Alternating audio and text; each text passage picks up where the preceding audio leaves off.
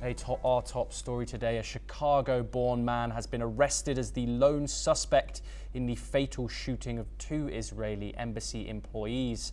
31-year-old Rodriguez traveled to Washington from Chicago with a legally purchased gun in his checked baggage. He was in town to attend a work conference. On Wednesday evening, the American Jewish Committee hosted a mixer at the Capitol Jewish Museum, which the now deceased Yaron Lachinsky and Sarah Lynn Milgram were a part of. Soon after the event concluded, Metropolitan Police responded to reports of a shooting. Officers found Israeli embassy staffers had been shot. Forensic analysis revealed Rodriguez fired 21 bullets from a 9mm handgun, which he purchased legally in Illinois in 2020. In addition to 2 counts of first-degree murder, Rodriguez was charged in a 6-page criminal complaint with murder of foreign officials, causing death with a firearm and discharging a firearm in a crime of violence. Interim U.S. Attorney Jeanine Pirro said at a news briefing the complaint against Rodriguez constitutes a death penalty eligible case. Meanwhile, Israeli Prime Minister Benjamin Netanyahu has strongly condemned the brutal killing of the 2 Israeli diplomats in the United States, describing it as a cold-blooded act. He also expressed gratitude for the U.S. for standing by Israel during this difficult time. The White House also confirmed that the 2 leaders also discussed the killing over a phone call. We're now joined by Ambassador Daniel Cameron, who is the former ambassador of Israel to India. He's located in Tel Aviv. Thank you very much, Daniel, for joining us. This situation has obviously developed very fast, this tragic situation. We now have a name, we now have some context to the attack. How do you interpret the motive? Given all we know, is this a classic lone wolf terror attack, or is it part of a wider anti-Semitic trend, do you think, Daniel? Well, you might say that the act itself is a lone wolf, as you said, but it definitely does not come out of other contexts. This is a terrible tragedy, and you've described very well the developments in the past 48 hours. It's a tragedy, first of all, for the young couple, of very, very talented persons who were working at the embassy as staffers at the embassy in Washington, D.C., planning a life together. As a matter of fact, Yaron was supposed next week to propose to his girlfriend, his fiancée, to propose to her, and they were on their way to visit Israel, and all of a sudden, in 1 minute, in a terrible act of anti-Semitism and terrorism, which is a result of incitement, a result of incitement to violence, and the way from incitement to violence to terrorism and to taking a gun and killing 2 innocent people, the way is very short, and physically it was very short. They were a part of an evening at the Jewish Museum dedicated to young diplomats, and those 2 young diplomats in the beginning of their life, together, were killed in a second, and this is a tragedy, a terrible tragedy. Ambassador Carmen, Israeli Prime Minister Benjamin Netanyahu has announced heightened security for Israeli diplomats worldwide. Are there any other immediate steps you think that the Israeli government should take? Do you think that it could be possible that there should have been heightened security in the first place in such a hotbed for the pro-Palestine movement? Well, I don't think we can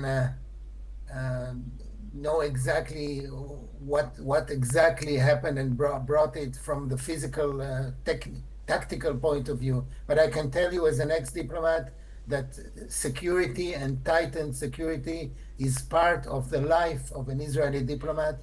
I was a diplomat for 45 years. I spent many years abroad at the service of the nation. As a matter of fact, I myself am a victim of terrorism in Argentina. 1992, our embassy was blown uh, up and destroyed, and unfortunately, we lost many people, and I personally lost my wife during that terrible incident. So we have been living with this. Tightened security is very important, but I can tell you again that an Israeli diplomat and Israeli members of the embassy have security as part of their DNA.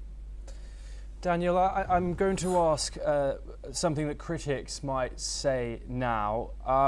They would say, some people are saying that Israel's policies at home is what's fueling this violence, this anti-Semitic violence abroad. I was just wondering what you think of that form of rhetoric. Well, those who say so, I think they have a motive, and the motive is not to relay some reality.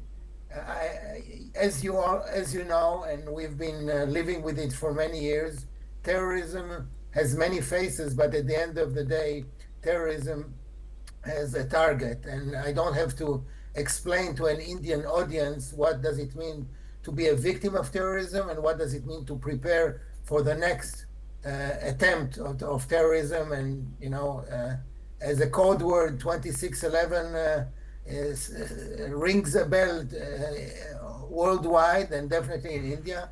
And terrorism against Israelis, and I must say, unfortunately, official Israelis who are symbols of the representation of Israelis abroad are and have been targeted. So linking this to internal Israeli democratic discussion is really complete nonsense.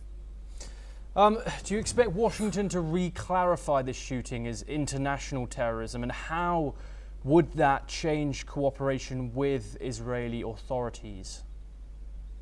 I am totally confident that the cooperation is, and will continue to be a 100% cooperation. Whatever steps will be taken by the U.S. Authorities will be welcome, because we know the way the Americans investigate, prosecute, and bring people to justice.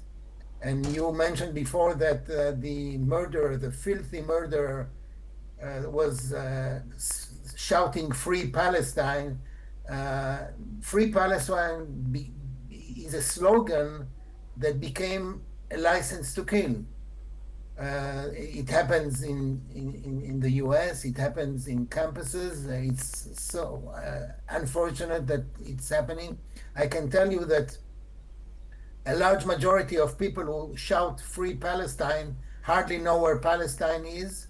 And when they shout "From the river to the sea," you ask them what river and what sea, they don't exactly know what to tell you, but they know that they have to shout, and they know they're part of a campaign.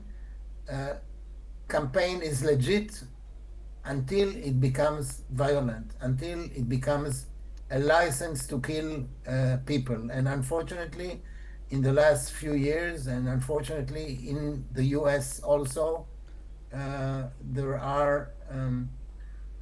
instances, there are campaigns, there are demonstrations that cross the line, and I am confident that the US authorities will deal with this as they should. Ambassador Daniel Carman, thank you very much for joining us on the program. We now move over to you.